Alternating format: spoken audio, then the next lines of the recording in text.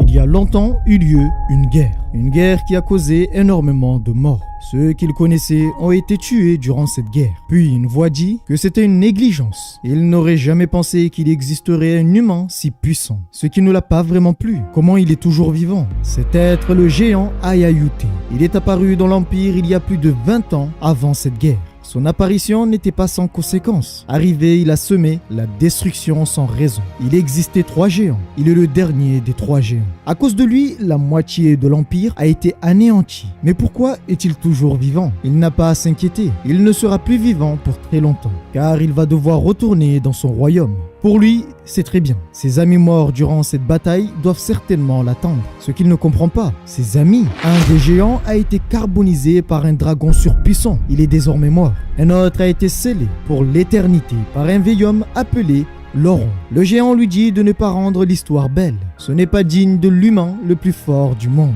L'enfant des étoiles partage ses sens avec un autre. Ils savent que leurs opposants ont été annihilés avec eux. Ce qui veut dire que les personnes fortes comme lui n'existe plus. Pour lui, ça n'a pas d'importance. Il est toujours là. Alors que raconte ce géant mourant? Le géant lui dit de ne pas parler trop vite. Il sait que son heure est arrivée. Le géant est plutôt heureux que ce jeune humain ne se soit pas rendu compte de son potentiel. Si seulement il savait. Si seulement il s'était rendu compte du potentiel caché en lui. Si seulement il s'était entraîné encore plus dur. Si seulement il s'était donné les moyens. Il aurait pu devenir un véritable obstacle pour eux, être leur pire calamité, leur pire ennemi. Même s'il lui dit cela, il sait qu'il a vécu une vie de merde. Alors il n'a pas besoin de lui dire ce genre de choses. Il veut qu'il la ferme et enfin mourir. Pour lui, il est un humain incroyable. Il devrait avoir le droit d'être fier. Mais à la fin, ce monde sera remporté par la lumière des étoiles et va certainement disparaître. Il ne pouvait pas écouter les paroles du géant. Alors il l'a tué pour de bon. Il aurait dû certainement écouter les paroles de ce géant mourant, car ce qu'il disait était la vérité. Pour Ronan, de toute façon, les choses ont déjà été faites. Alors que pourrait-il faire d'autre? Ses amis ont été tués durant cette guerre. Ils ont toujours été avec lui et ont passé de bons moments ensemble. Que pourrait-il faire d'autre? Toute cette histoire est quand même injuste. Quel genre de loyauté doit mener ses amis jusqu'à la mort? Comment pouvait-il penser être devenu fort juste parce que lui était fort? Ils auraient dû prendre la fuite. Mais à la place, ils se sont battus jusqu'à la fin. Il ne sait vraiment plus quoi faire. Est-ce vraiment la fin?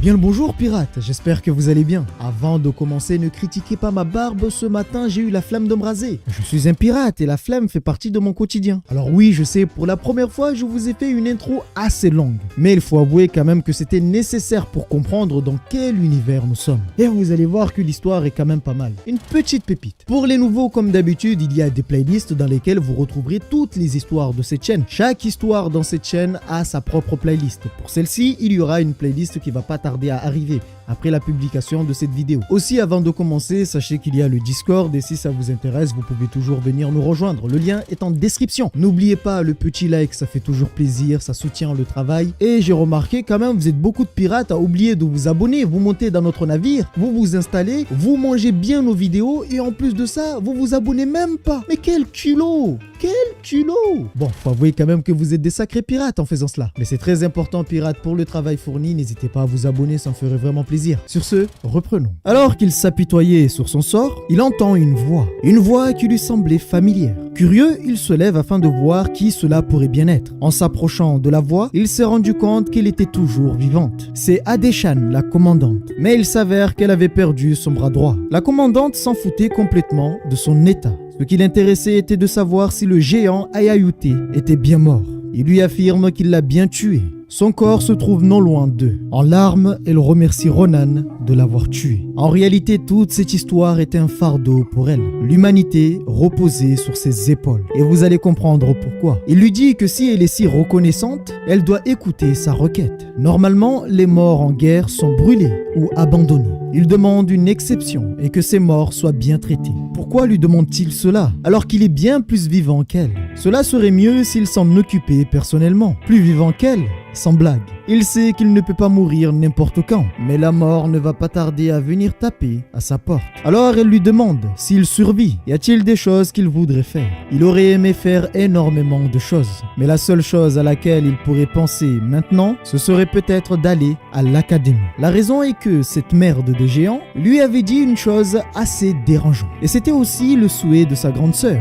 Elle voulait qu'il aille à l'académie. Malheureusement, il ne pourra jamais accomplir ce rêve. Bientôt, il va rejoindre sa famille. Elle essaye de le rassurer en lui disant que lorsque la pluie va s'arrêter, l'équipe de recherche ne devrait pas tarder à arriver. Mais elle lui dit qu'il est déjà perdu. La pluie venait de s'arrêter, puis une dernière goutte de pluie venait de toucher le sol. La mort arrive.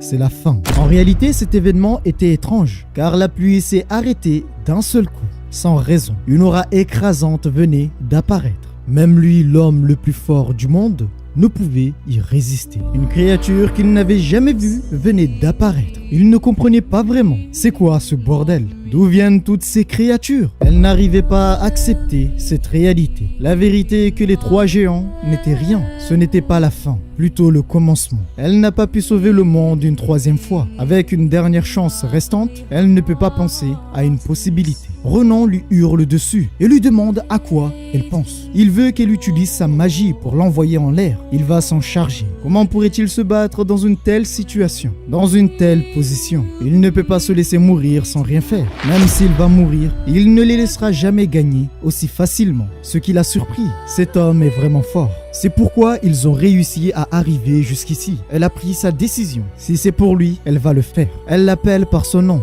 Lorsqu'il se retourne, elle l'embrasse. Il sera celui qui sauvera le monde. Et lui a transmis une boule d'énergie. Il ne comprenait pas vraiment. Pourquoi a-t-elle fait une telle chose? Mais elle s'approche de son oreille, puis lui murmure des paroles. Il ne comprenait toujours rien. Dans quoi est-elle en train de l'embarquer? Elle lui dit: Caporal Ronan, si nous nous rencontrons à nouveau, n'oubliez pas de me dire de ne rien faire de stupide et de devenir tailleur. À ce moment-là, le temps s'était comme figé. Il avait réalisé de nombreuses choses. Les créatures qui venaient d'apparaître avaient libéré une quantité phénoménale d'énergie. Cette énergie a annoncé la fin du monde. Ils avaient absolument tout anéanti. Puis soudain, il se réveille au milieu d'une prairie. Il n'arrivait pas vraiment à comprendre. L'endroit où il se trouvait était sa ville natale. Il venait de faire un voyage dans le temps. Il est retourné dans le passé avant de devenir un soldat. C'est le jour 1. Le jour de sa régression. Il vient de se rappeler tout ce que la commandante lui avait murmuré. Elle disait bien la vérité. Lorsqu'elle l'avait embrassé, elle lui avait dit que ce qu'il venait d'avaler était une orbe qui remontait le temps. À la base, elle n'était qu'une tailleuse. Et c'est cette chose qui lui a permis d'être une commandante. L'orbe lui permet de régresser un total de 4 fois le temps. Elle l'a déjà utilisé 3 fois. Mais malheureusement, ces 3 fois ont été un échec. Il ne reste plus qu'une seule chance pour sauver le monde. Elle pense qu'il est la clé. Il possède certainement le pouvoir de tuer tous les géants et stopper la fin du monde. En remontant le temps, il va devoir améliorer ses capacités et elle sait qu'il veut devenir fort. Pour ça, il devra se rendre à l'académie. S'il veut apprendre et devenir fort, il existe une académie appelée Philéon. C'est un endroit avec des gens incroyables. Elle est sûre qu'il sera aidé. Alors elle espère qu'ils se reverront et qu'il accomplira sa demande. C'est un si gros choc pour lui qu'il se tape la tête contre un arbre pour se rendre compte à quel point c'est la réalité. Que va-t-il pouvoir faire dans le passé alors qu'il est seul? Mais il vient d'y penser. S'il est revenu dans le passé, alors il va pouvoir revoir sa sœur qui est morte il y a longtemps. Il était heureux de cette nouvelle. Mais en revenant voir sa sœur, il a vu une chose assez gênante. Des hommes qui embêtent un pauvre enfant. Il se demande ce que foutaient ces abrutis à embêter un enfant. Lorsqu'il fait un peu plus attention, il se rend compte que l'enfant n'est pas attaché par une corde, mais plutôt par la magie. Pour lui, les personnes usant de la magie sont rares. Mais lorsqu'il y pense, il y avait des gens qu'il connaissait et qui devraient être ici. Elle était plutôt timide et se demandait jusqu'à quand allait-il continuer à lui faire ça. L'enfant lui demandait d'arrêter et le suppliait de le laisser tranquille. Il n'avait pas d'argent. Il avait utilisé tout son argent pour acheter les médicaments de sa pauvre mère qui est malade. Mais ça, il s'en foutait complètement. S'il voulait être un fils fidèle, il aurait dû gagner plus d'argent. Sans pitié, il a commencé à gifler l'enfant, sans s'arrêter. La personne qui utilisait la magie n'était autre que la fille. Elle était aussi persécutée et ne voulait pas être tabassée aussi. Il lui demande de le mettre en haut de l'arbre. Cette fois-ci, elle refuse de faire ce qu'il demande. Il risque de glisser par erreur et être blessé gravement. Le truc, c'est qu'elle ressemble à une fille, mais beaucoup pensent que c'est un garçon. Alors quoi? A-t-il peur? Il lui demande de la fermer et de faire ce qu'il demande. Si elle ne le fait pas, elle va finir par prendre sa place. Elle ne sait plus pourquoi les choses sont devenues ainsi. Elle voulait juste apprendre la magie, afin de montrer qu'elle était bonne à quelque chose. Elle veut lui dire qu'elle ne veut pas faire une telle chose, mais elle a trop peur de dire ce qu'elle pense. Alors elle se bat contre elle-même pour savoir si elle doit agir ou non. C'est alors que Ronan la frappe et la traite de bâtarde, lui disant d'arrêter. Elle va le tuer si elle continue avec sa magie. Il venait de sauver cet enfant, mais en faisant cela, il avait mis en colère les personnes qui l'a maltraité. Il pensait que c'était elle qui l'avait fait volontairement. Mais Ronan se met devant elle et lui dit « Ne t'inquiète pas à propos d'une merde comme lui. À partir de maintenant, il veut qu'elle parle avec lui. Il a quelque chose qu'il aimerait parler avec elle. Il veut savoir si elle a appris la magie de télékinésie. Elle a apprise avec un grimoire qu'elle a acheté à un colporteur. C'est bien, elle est bien forte avec un grimoire bon marché. Pour lui, c'est assez incroyable. Il veut apprendre en voyant un peu plus. En même temps, il ignorait totalement la personne qui les maltraitait. Et ce dernier avait sorti une arme. Comment ose-t-il l'ignorer? Il semble qu'il agit juste parce qu'il avait perdu contre lui à l'époque. Mais aujourd'hui, il va corriger ses manières. Il ne bougeait pas et regardait ce qu'ils allaient faire. En même temps, il se demandait où il a pu obtenir une telle épée. Sa position est mauvaise. Mais vu qu'il est plutôt fort, ça compense sur cette technique. Ça aurait fonctionné sur une autre personne. Malheureusement, aujourd'hui, il est tombé sur la mauvaise personne. Même si son corps est jeune, c'est la même. Ce qu'il avait appris en tant que soldat n'a pas disparu. Il était un soldat disciplinaire qui possédait le sens du combat. Pour lui, il doit être chanceux. Il allait faire en sorte qu'il ne puisse plus lever une seule cuillère pour le reste de sa vie. Mais ça, il le sait déjà. Il sait qu'il est plutôt chanceux aujourd'hui. Sa chance n'a jamais été aussi bonne qu'aujourd'hui. Pour lui, c'en est assez. Il veut le voir à genoux devant lui. S'il le fait, il épargnera sa vie. Mais s'il se met à genoux, il va quand même repartir avec un bras en moins. Et s'il le tue, il prendra bien soin de sa sœur. C'était les paroles de trop. A-t-il parlé de sa sœur? Il lui dit oui. À chaque fois qu'il la voit, il pense à elle. Son cul est si rond et si parfait. Elle doit être parfaite. Mais avant qu'il ait pu finir ses paroles malsaines, la colère de Ronan s'est abattue sur lui. Avec un bâton, il lui a tranché l'oreille gauche. Sans que personne ne s'en rende compte, son oreille volait en direction du sol. Il a pris du temps, mais lorsqu'il s'est rendu compte, c'était bien trop tard. Il hurle aux autres et dit « Mon oreille, mon oreille ». Ronan lui dit « Putain de punk, est-ce que tu veux mourir ?» Il se tenait à genoux devant lui. Quant aux autres, ils étaient assez surpris. Comment a-t-il pu lui couper son oreille? En plus, avec un bâton. Bon, après, il les insulte bien comme il faut, mais restons quand même polis. Je pense qu'il y a eu assez de gros mots dans cette vidéo. Il leur demande de le ramasser et de partir avec lui, à part s'ils veulent finir comme lui. Avant de partir, ils vont devoir laisser l'argent qu'ils ont volé, sans oublier une compensation pour avoir ruiné son humeur. Après avoir récupéré l'argent, il l'a donné au jeune homme qui avait été maltraité. Il lui donne tout ça, c'est largement plus que ce qu'ils lui ont volé. Pour lui, la seule chose dont il a besoin, c'est cette arme. Il n'a pas à s'inquiéter concernant ces personnes. Ils n'auront plus le courage de marcher la tête haute et ils n'oseront plus venir l'embêter.